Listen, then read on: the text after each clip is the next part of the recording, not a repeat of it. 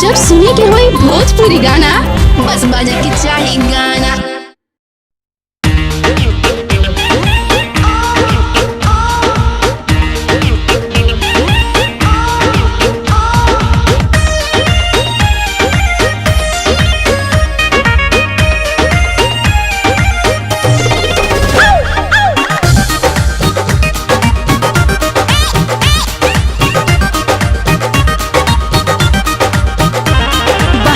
बलम जब आया मुझे नैहर से बुलवाया, बहरा से बलम जब आया मुझे नैहर से बुलवाया। धक्के कोरा में दहिया गरम कर दिया, तोरक दिया बुता के लिया कि छोड़ दिया, पिया रात दिया बुता के लिया कि छोड़ दिया पिया। चब चब चरे लका कब कब करे लका यार रोज रनिया हो रनिया हो।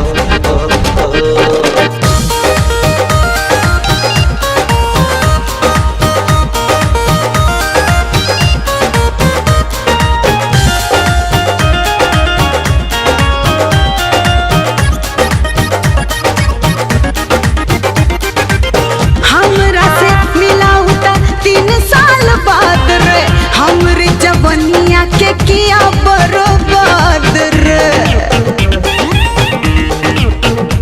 रानी रतिया में प्यार कोई बाहर हुआ रे, बोला कोई सन बुझाइल जब जब छुआ रे। आज किला के ढीला पटम कर दिया, तोरक दिया बुता के लिया कि छोड़ दिया, पिया रात दिया बुता के लिया कि छोड़ दिया पिया।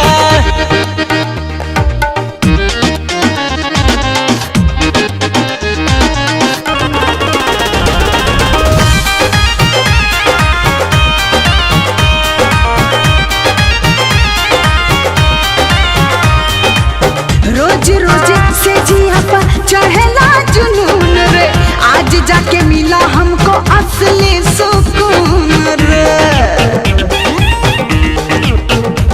जब खुश रहती हो सब काम करके, काफी मिलेगा पिया को बदनाम करके। मेरा कमर का नाप थोड़ा कम कर दिया,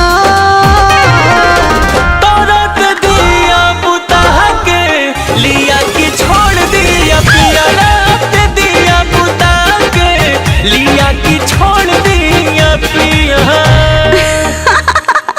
बार बार एक ही बात पूछोगे? काहे दिक्कत बका? बहरा से बलम जब आया मुझे नैहर से बुलवाया।